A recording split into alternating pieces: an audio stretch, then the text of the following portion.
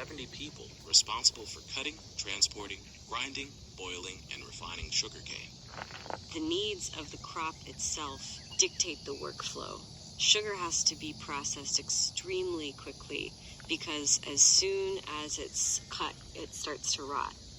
The process started with field workers cutting cane. Blues singer Pleasant Joseph worked in those fields and recalls how the foreman would call out his orders. All right, everyone. High top, low bottom.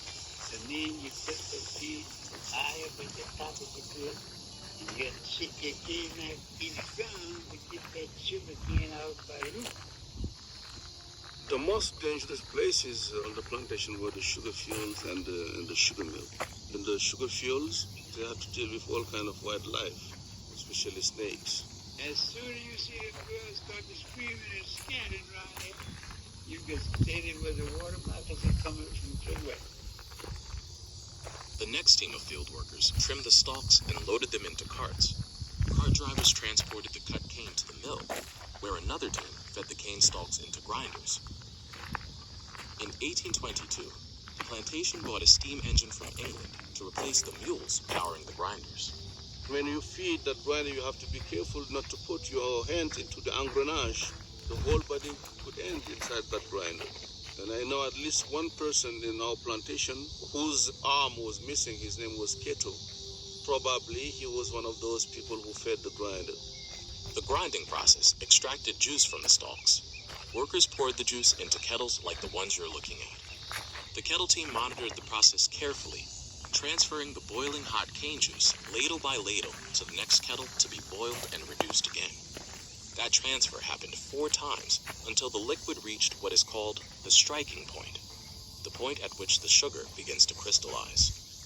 Workers then transferred the reduced cane juice to cooling pans fitted with holes on the bottom to collect the molasses that dripped out. Molasses was a profitable product, valued as both a food and for rum production. Finally, the crystallized raw sugar went to the refinery for processing into white sugar. So they make raw sugar on the plantation and they make molasses on the plantation. And both of those products they would pack into hogshead barrels that were manufactured on site by Manuel Fulford, the enslaved cooper, and then shipped out around the world. Sugarcane is a seasonal crop, but enslaved people worked year-round. The Hydel plantation, which then became known as Whitney Plantation, was also a rice plantation. So there were 2 different harvest seasons. And sugar and rice really worked together in a way to keep workers busy throughout the year. The sugarcane business was profitable and dangerous in equal measure. These planters were needing workers to fill out the ranks every year, and this is why they're in the market to purchase more people all the time, because these sugar plantations, quite frankly, were deadly. With such harsh conditions on plantations, enslaved people resisted in diverse ways.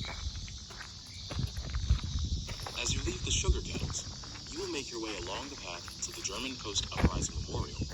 As you do so, you can hear about resistance and escape by pressing the play button.